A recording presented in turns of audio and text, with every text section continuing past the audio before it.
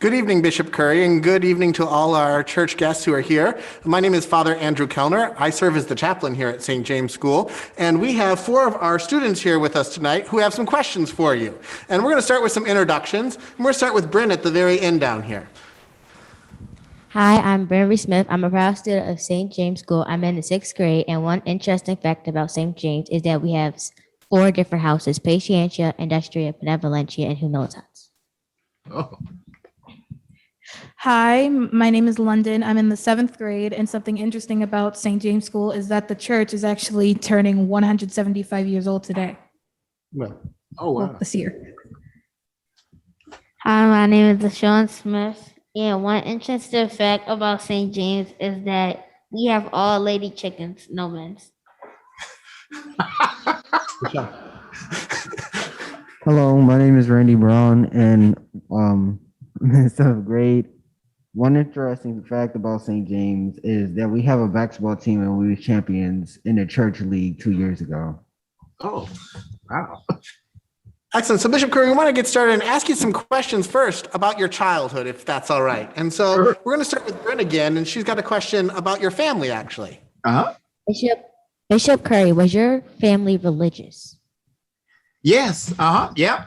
My daddy was an Episcopal priest. So that pretty much guaranteed us at least going to church. And we did, and we were pretty religious. And then the rest of my family were mostly Baptists and Pentecostals.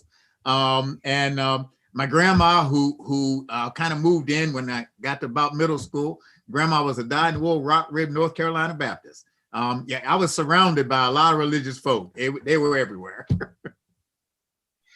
So, Deshaun, you want to follow up with your question? Yes. Bishop Curry, who were the most important people in your life when you were a child? Well, my family, in particular, about my family and my, father, mother, and grandmother.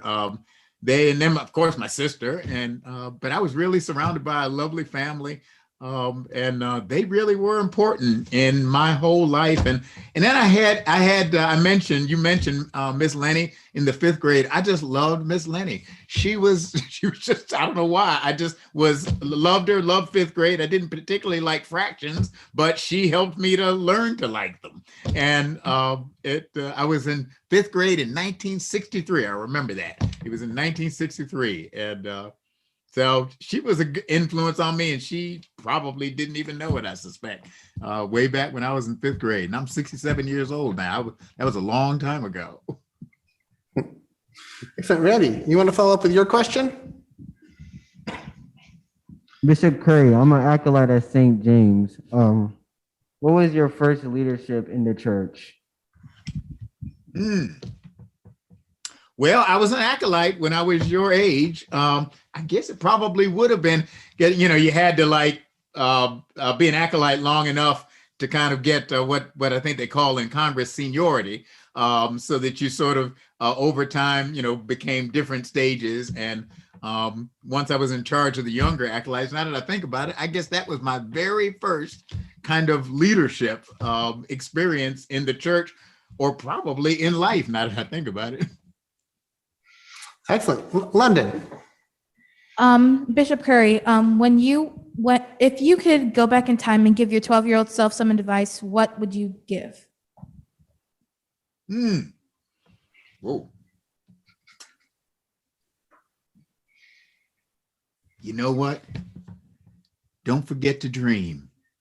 Langston Hughes has a poem that says, "Hold fast to dreams, for life without dreams is like a bird with a broken wing that cannot fly. But with a dream, it can soar." Hold fast to dreams. Thank you. Excellent. Thank you for that, Bishop Curry. That's fantastic. We have some questions now about just being the presiding bishop.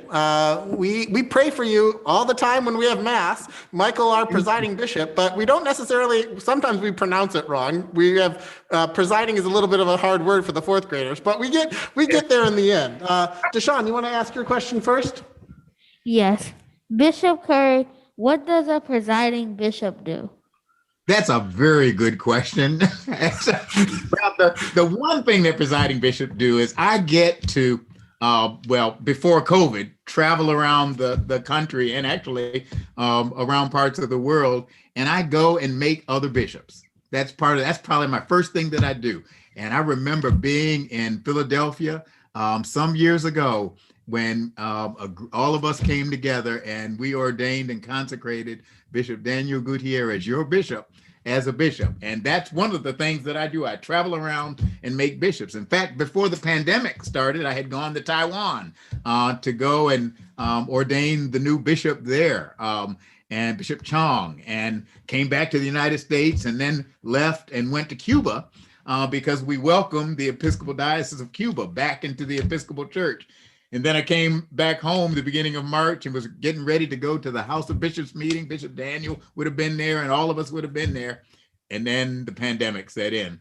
And I've been here at home in Raleigh, North Carolina, doing the work of an Episcopal bishop on a camera in what used to be my oldest daughter's room. And so now I make visits around the church and meet with the clergy in the different dioceses. I just do it by Zoom now. And I haven't traveled to make new bishops. We've had to redo how we do that.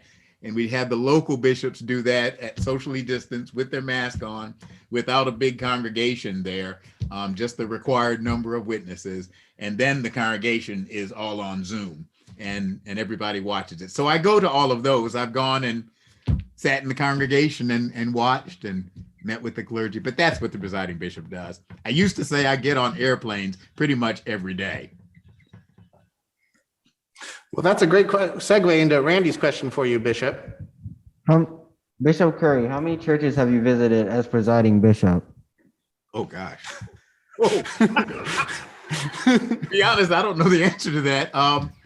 Well, I figure I've been presiding bishop now, what, 5 years, Bishop? I guess it is 5 years. Yeah, 5 years. And you figure, except for the summer, I would have been in a church some church every Sunday in a different part of the Episcopal Church. The Episcopal Church is actually in 17 different countries, if you count the continental US. And so I have to visit every diocese, not every church, but every diocese. But on the Sundays, I'm in a church, just a normal, regular church, when I make those visits. So you probably figure there are about 30 of those a year. You have to do the math, multiply that times 5, and you'll probably get close to a approximate number. I don't know what that would come out to. 5 times 30 is, what would that be? 150 or so? Yeah. Did I get my math right? You did right? Yeah. Yeah. Right, okay. Lenny would be happy. That's right. Excellent. Bryn, why don't you take us with our next question? Bishop Curry, why did you choose to become a presiding bishop? Well, it's funny. I actually didn't choose it. The bishop chose that. The way we get our presiding bishops is that there's a nominating committee and a nominating process, and you have to say you want to be considered. But then it really is the bishops of the church who come together and they lock us in. We were in St. Mark's Cathedral in Salt Lake City, Utah, and we're basically locked in there until we elect someone. And so we say our prayers, sing hymns, vote and keep voting until someone finally gets the majority of the bishops. And so that's really how it happened. A friend of mine talked me into letting my name go forward and be considered. I'll actually tell you, it was the Bishop of New York. We were, the House of Bishops met in Taiwan, and he pulled me aside and asked, have you thought about letting your name be considered for presiding bishop? And I said, I thought about it, but I'm not sure I wanted to. And he said, do it. Just do it and see what happens. You're not going to lose anything. Do it and see what happens. And so I took his advice and did, and now here I am. Excellent, Bishop. Thank you. London. Bishop Curry, as the presiding bishop, you talk a lot about love. What does love mean to you as your role? I really believe that at the heart of Jesus and his teachings, what he was trying to get us to understand over and over again is that love for God and love for our neighbor and for ourselves. Love God, love your neighbor, and love yourself. That's the key to living a life that's not just self-centered, but that actually cares about others as well as yourself. And that if human beings learn how to do that, we can make a better world out of this place. We can actually do it. And so I really believe that that's at the heart of it. And I say that everywhere I go. About a month ago, I was here, but we had a little prayer service for members of the House and Senate on the United States Congress. And I do that once or twice a year with a group of them. And then we have some prayer time. We do morning prayer. And then after that, we have some prayer time. And I talk to them about that and say, you guys need to love each other. Even when you disagree with each other. So keep praying for them because they have a hard job to do. And the more they love looking out for the good and the well-being of others as well as the self, they'll look out for all of us. And so I preach that same message everywhere I go. Bishop Gutierrez has heard me tell the bishop, I'm a one-note Charlie. I got one message and I'm gonna keep going until I retire. And even then, I'll keep going. Excellent, Bishop. Well, we want to give you some time to ask our students some questions too, but we want one last question from Deshaun, and then we'll give you a chance to ask them some questions. Bishop Curry, what is one thing you told your daughters when they were my age, and why did you think it was important? Well, it's funny. I used to tell them a story it was a story about when I was probably 12 or 13. I'm not sure. And I don't know what I had said to cause my father to say this. But at one point, he just kind of blurted out and said to me, he said, the Lord didn't put you here just to consume oxygen. And I think what he was getting there, you're here to consume oxygen. Y'all know about photosynthesis yet? I don't know if they teach that. No, you do know about. Oh, you do. Okay. Now, in case the adults may not know about photosynthesis, let's go over that quickly. Photosynthesis is about plants, right? And the plants take in what? Or better yet, what do we take in? What do we breathe? Oxygen. We inhale or breathe oxygen, and then we exhale what? Anybody know? Carbon dioxide. You got it. We exhale the carbon dioxide. And the plants, all animals, all mammals, all do that. We inhale oxygen, exhale carbon dioxide. Believe it or not, and you all know this, but we're just letting the adults know in case they've forgotten when they did their biology in school, that all of the plants, trees and flowers and all of the plants all over the world, all over the creation, they take in the carbon dioxide that we give. And then they do what? They release oxygen. We give them what they need. They give us what we need. I don't know if my daddy was thinking about that when he said, the Lord didn't put you here just to consume the oxygen, but he did put you here partially to consume the oxygen, but he also put you here to give out carbon dioxide, to give the plants and the world what it needs, and you receive what you need. God put us all here, and my daughters would tell you, they heard me say this, God put you here to give as well as to receive, to love as well as to be loved, to do what is just and kind as well as to be done justly and kind to. That's why we're all here. And my daughters would tell you, oh yeah, we used to hear that all the time. Well, thank you. Thank you, Bishop. Do you have some questions for our students this evening? Sure. Well, okay. I've got two. One question's a fun one, and the other one's a really serious one. The serious one that I'm going to let you think about is, I bet everybody here would love to know what you would like to be when you grow up. You don't have to answer that yet, because let's do the fun one first. Anybody a football fan? You pointed to this guy. Who's your teams? I got Tampa Bay. Tampa Bay? Oh, you're happy then. You had a good season. Who's yours? Mine is the 49ers, but the Eagles when they're actually doing good. I understand that. That you can be flexible. And that's a good way to do it. And Same. same thing for you. Yeah, that's true. And then how about what you all have you got a favorite sport or activity or star? I like to watch soccer. Oh, you do like to watch soccer. Wow. Do you play? I play it a little bit. That is so cool. Wow. I like to play tennis. Oh, okay. Any favorite tennis players? No. That's good. Serena Williams, maybe. Serena, I figured she'd come out. Yeah. I have to admit, all over the world, I was in Botswana, in Southern Africa, and I'll never forget, I was at the bishop's house, and I forgot who was playing soccer in England. There was I don't remember, but anyway, somebody was playing, and we sat up and watched soccer. I mean, all night long, sat up and watched soccer, and he helped me learn how to watch it. It's the largest game in the world. They play soccer everywhere you go around the world. Now my serious.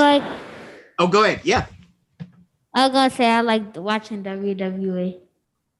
Oh, you like the WWE? Excellent.